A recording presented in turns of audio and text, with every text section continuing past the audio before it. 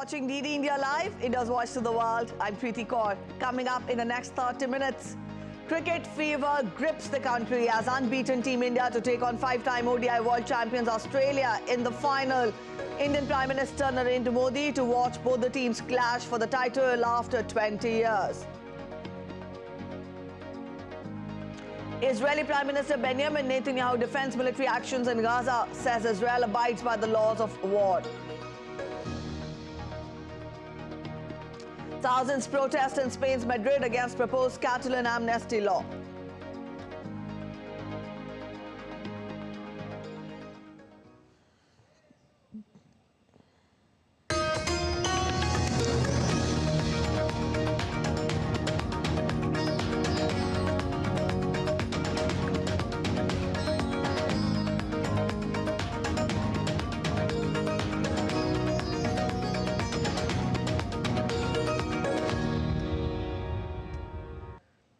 Let's get to the biggest news of the day. India storms into the World Cup 2023 final with a thrilling victory over New Zealand at Wankhede Stadium, Mumbai.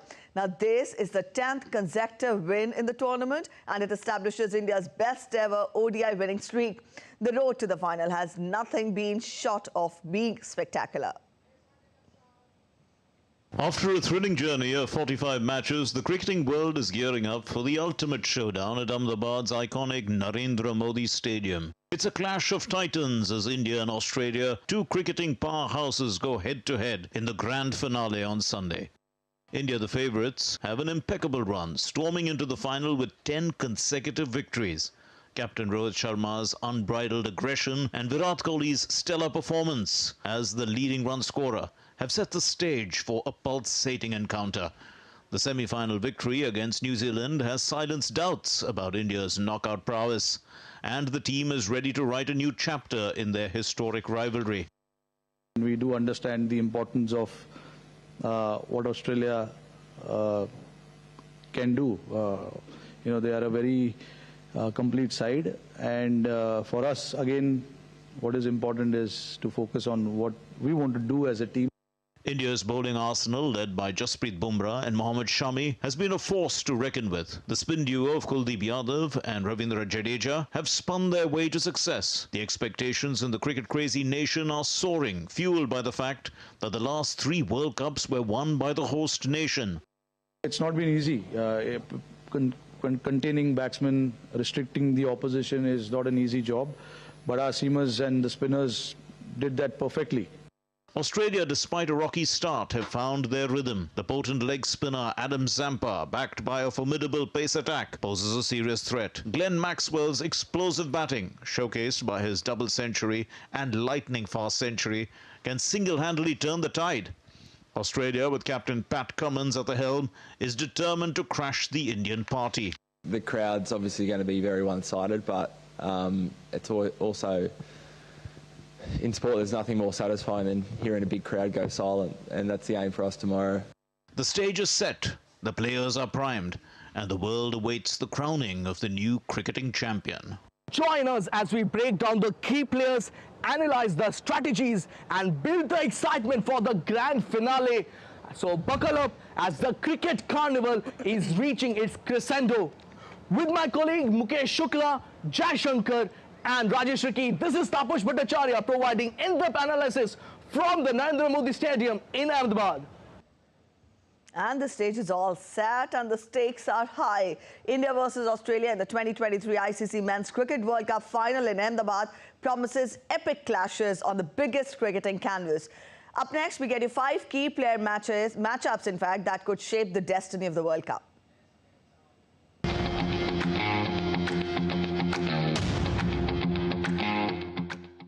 Get ready for the cricket showdown of the year as India and Australia lock horns in the 2023 ICC Men's Cricket World Cup final in Ahmedabad.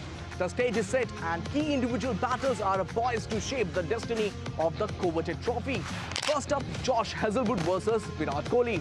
With Kohli's scintillating form and Hazlewood's knack for dismissing him, this face-off could determine India's middle order strength. Next, the power play duel. Rohit Sharma takes on Mitchell Starc. Sharma's early impact in the first 10 overs has been a game changer for India.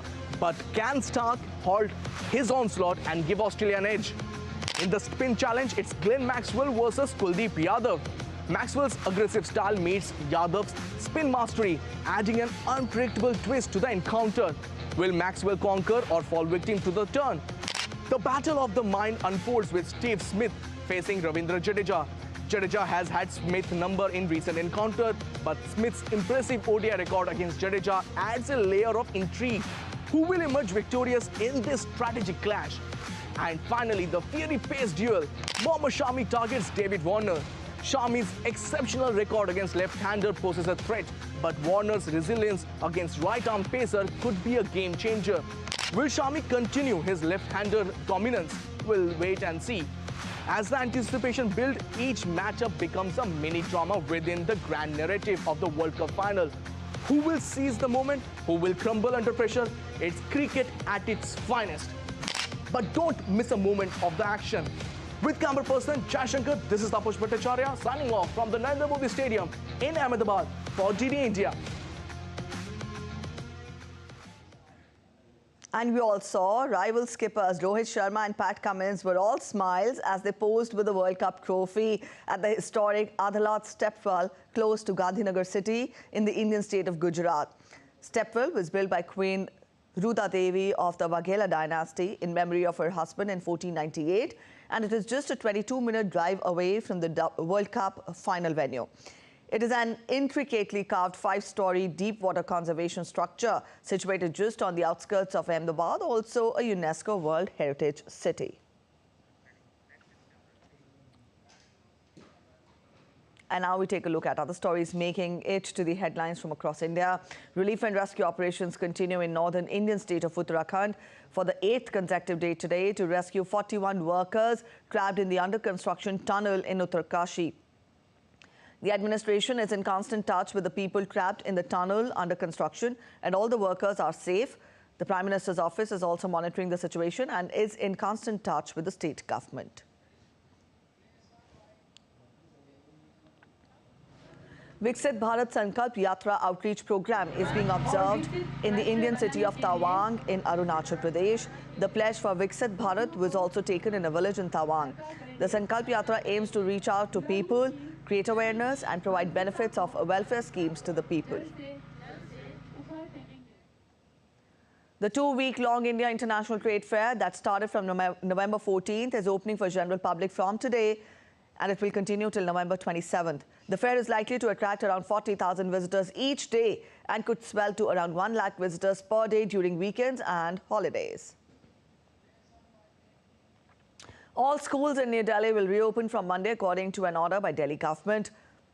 The schools remained closed in the national capital due to increased levels of pollution. However, outdoor sports activities and morning assemblies will not be held for the next 1 week. Ahead of the much-awaited ICC World Cup final in India's Narendra Modi Stadium today, students of Sita Group of Education in Uttar Pradesh made a Rangoli and a human chain to cheer for Team India. A Rangoli is an art form using dry colors traditionally made on auspicious occasions in major parts of the country. For the first time ever, 9 Hawks from Indian Air Force's aerobatic team, Surya Kiran, will enthrall fans with a vertical air show over Narendra Modi Stadium in sync with music that pays tribute to the new India. The flights will take off from Ahmedabad Airport.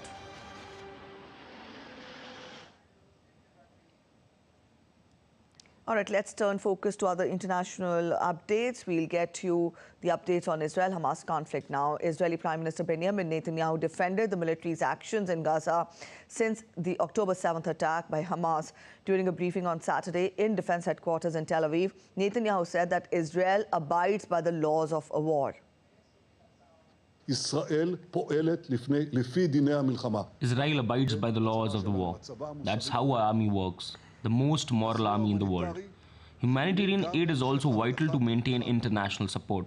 Without humanitarian aid, even our best friends will find it difficult to support us over time. And it will be very difficult for us to continue the war until the end. We also said that we won't give fuel to Hamas, and this is right. These 2 trucks were requested for the operation of sewage and water pumps in south of the Gaza Strip. Israel's chief military spokesman, meanwhile, said that Israeli forces are now operating in the shaft which it exposed in Al-Shifa hospital. Military spokesman Rear Admiral Daniel Hagari said that locating and obtaining information about hostages is the first priority of the Israeli forces. Forces continue to undertake four main efforts. The first is locating and obtaining information about the hostages. That's the highest priority. The second is locating weapons and command and control rooms. The third is finding terrorists that are in the area of hospital, and the fourth is a meaningful effort to expose the underground of the hospital and destroy it. Special forces are now operating in the shaft we exposed last night in Al-Shifa hospital, and we will release the materials from there in due course. Thousands of people, including families, friends and supporters of Israeli hostages, marched on Saturday, calling on the Israeli government to do more to secure the release of around 240 people held hostage by Hamas terrorists since the attack on Israel on October 7th. Their 5-day march from Tel Aviv ended in front of Prime Minister Netanyahu's house in Jerusalem. Netanyahu issued a statement on Saturday inviting the families of the hostages to meet with members of his war cabinet this week, but reiterated that currently no deal has been made with Hamas to release the captives. The captives, from babies to grandparents, are believed to be held in tunnels by Hamas terrorists under the Gaza Strip. Holding pictures of the hostages and missing relatives, the demonstrators waved Israeli flags. We are marching today. It's the 5th day, the last day of this march. We are here, thousands of people, of course the family of the hostages, and alongside and with us, thousands of Israelis came to support us all the way to achieve our demand, to show our demand to the government, to the cabinet members, to do everything they can to bring the hostages back. Umba, my partner, my girlfriend, she's really an amazing girl, funny, clever, sensitive, talented. She's an artist, she's a graphic design student, and she's brilliant. She's full of love and care. And she went to the music festival as a caregiver, as a volunteer to help others. And she was kidnapped on October 7th from the music festival.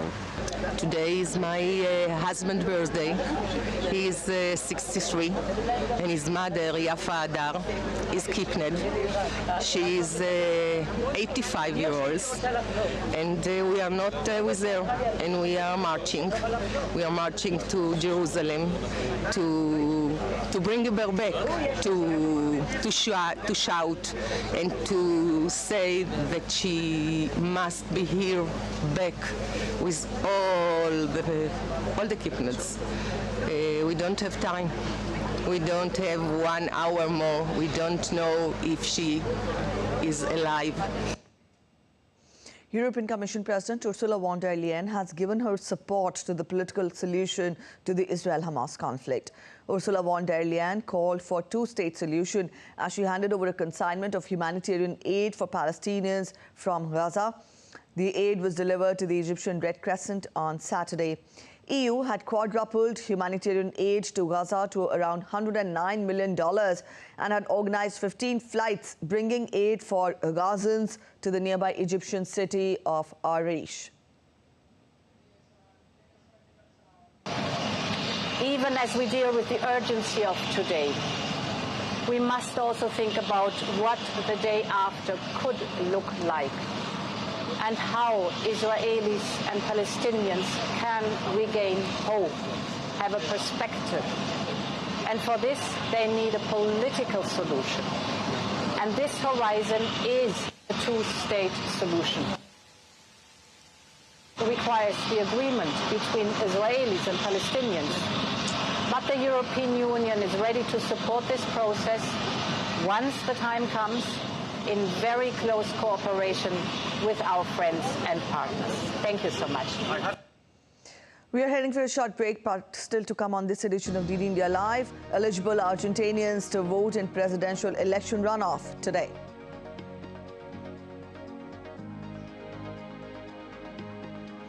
OpenAI board in discussions with Sam Altman to return as CEO.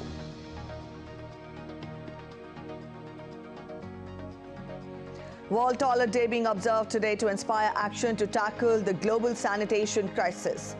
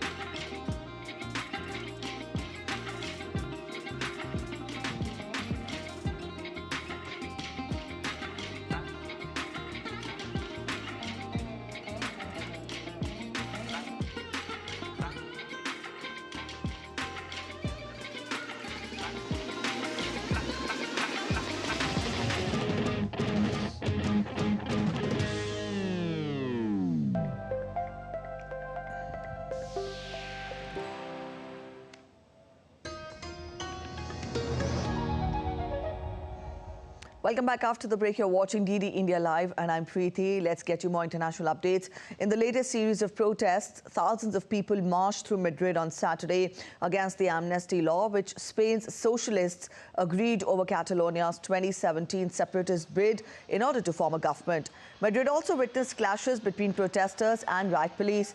The demonstration took place 2 days after Spain's socialist Prime Minister Pedro Sánchez won a 4-year term with the backing of Catalan and Basque nationalist parties in return for agreeing to the law. Sánchez has defended the law, saying an amnesty would help to diffuse tensions in Catalonia. In a survey by Metroscopia in mid-September, around 70% of respondents said that they were against the idea of an amnesty. 59% of them were socialist supporters. The independence referendum was declared illegal by the courts and resulted in Spain's worst political crisis for decades. Argentina will vote in a runoff presidential election on Sunday, with Economy Minister Sergio Massa taking on political outsider Javier Milei to determine the future of the region's second largest economy. In the runoff, the candidate who obtains the greatest number of total votes wins and would govern for a 4-year term. The winner will replace outgoing center-left President Alberto Fernandez. Economy will be the key factor in this election, which comes at a time of deep economic crisis for Argentina. With inflation now topping an annual 140%, fixing the country's finances is top of the agenda for voters and candidates alike. Argentina, a nation of some 45 million people, is one of the world's main food suppliers, with major exports of soy, corn, wheat and beef. It has one of the largest reserves of electric vehicle battery lithium and huge shale gas and oil potential. Germany, France and Italy have reached an agreement on how artificial intelligence should be regulated in the future. According to a joint paper, which is expected to accelerate negotiations at the European level, the 3 governments are in favor of binding voluntary commitments for both large and small AI providers in the European Union. The paper favors no initial sanctions. The European Commission, the European Parliament and the EU Council are also negotiating on the bloc's position in this arena. The paper also mentioned a system of sanctions for violations of code of conduct. The German government is hosting a digital summit in Vienna in the upcoming week. Issues surrounding AI will be on the agenda when the German and Italian governments hold talks in Berlin on Wednesday.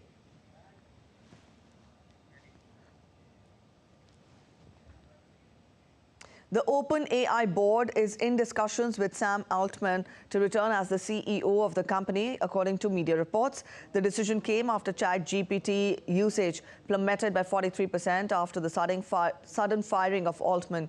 It also jeopardized the sale of OpenAI employee shares that would value the startup at about $86 billion. Earlier on Friday, the company had ousted CEO Sam Altman on the grounds of breakdown of communications between him and the company.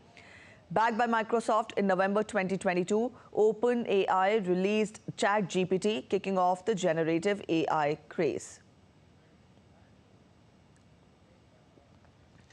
And now we take a look at other stories making it to the headlines from across the world. Taylor Swift has postponed her Rio de Janeiro show just hours before taking to the stage after a fan died of cardiac arrest inside the sweltering stadium.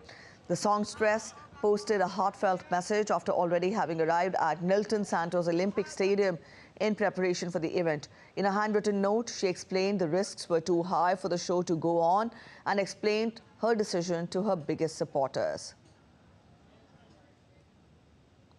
For the first time ever, a Boeing 787 lands in Antarctica, becoming the largest passenger aircraft to land on a frozen runway. The Dreamliner flight landed at Troll Airfield in bright sunlight.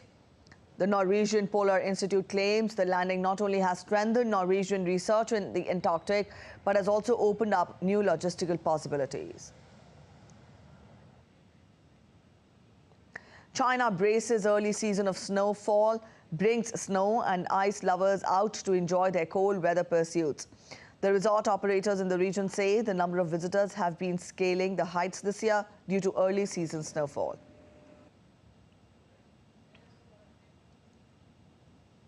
The 2023 Dubai Air Show smashed records with its colossal exhibition scale and unprecedented order volume, igniting a beacon of hope for the global aviation sector's recovery. The 18th edition of the Dubai Air Show mesmerized attendees with over 1,400 exhibitors from 95 countries and regions worldwide. With jaw-dropping $58 billion passenger planes, the Dubai International Airport gets poised up to welcoming a record-breaking 86.8 million passengers, surpassing the pre-pandemic level of 2019. World Toilet Day is celebrated every year on 19th November. In 2001, NGO World Toilet Organization, founded by philanthropist Jacques Sim in Singapore, declared November 19th as the World Toilet Day. This year, the theme of the World Toilet Day is accelerating change. Let's take a look at the special report by our correspondent Siddharth Bharadwaj. क्या हमारी मां बहनों को इज्जत के लिए हम कम से कम शौचालय का प्रबंध नहीं कर सकते हैं? आपको लगता होगा क्या लाल किले से सफाई की बात करना, लाल किले से टॉयलेट की बात बताना, ये कैसा प्रधानमंत्री है? भाइयों बहनों, मैं नहीं जानता हूं मेरी कैसी आलोचना होगी, इसे कैसे लिया जाए, लेकिन मैं मन से मानता हूं। मैं गरीब परिवार से आया हूं, मैंने गरीबी देखी, और गरीब को इज्जत मिले, इसकी शुरुआत यहीं से होती है। In 2014, Prime Minister Narendra Modi launched the Swachh Bharat mission from the ramparts of the Red Fort and appealed to the people to make India open defecation free. Subsequently, the government of India started the ODF, Open Defecation Free campaign. With no time, it became a mass movement. People willingly started coming forward to contribute to it by offering voluntary service. The construction of toilets began rapidly, and even before the expected time, the country became open defecation free. हमारे शहरी क्षेत्रों में जो community toilets हैं उनको ज़्यादा से ज़्यादा बनाएं और उनको इतना अच्छे से चलाएं ताकि लोग वहाँ पे जाके सस्ते में ड्रिंकिंग वाटर ले सकें, टॉयलेट्स यूज़ कर सकें, बेदिंग फैसिलिटीज़ यूज़ कर सकें. Toilets are the foundation of public health and play a crucial role in environment conservation. After the Prime Minister's appeal, this campaign turned into a mass movement at a remarkable pace. In rural areas, it has not only contributed significantly to eliminating many diseases, but has also brought substantial relief. This year, the theme of World Toilet Day is accelerating change. From ODF, Open Defecation Free, to ODF++, that is, a garbage-free area, the meaning of cleanliness has truly transformed. Now India is moving ahead in the direction of waste processing. With inputs from Shaila Nagar, Siddharth Bharadwaj's report, DD India. The Diwali celebrations are not over yet. In Sri Lanka, the Indian community, represented by Colombo Indians or Kolind, an Indian CEO forum, organized a Diwali ball at the Taj Samudra Hotel in Colombo. Chief Justice of Sri Lanka, Jayantha Jayasuriya, and several Sri Lankan ministers participated in the celebrations. A renowned Indian DJ, Ashok Bajaj, and a Sri Lankan troupe, the Ainik band, kept the audience enthralled across the night. And India is celebrating the holy festival of Chhath Puja. In this festival, people worship the sun god. And Chhath Puja is also an opportunity to worship water sources. This festival is related to nature and inspires us to promote environmental protection. President of India, Draupadi Murmu, has asked countrymen to resolve to move forward by balancing development and environment.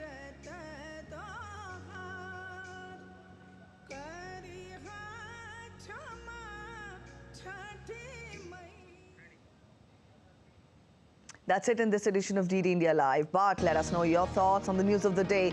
You can connect with us on Facebook, X, and also Instagram. We'll be back with more news as it breaks here on DD India. I'm Preeti Kaur signing off, and from all of us here in Delhi, thanks for watching DD India Live.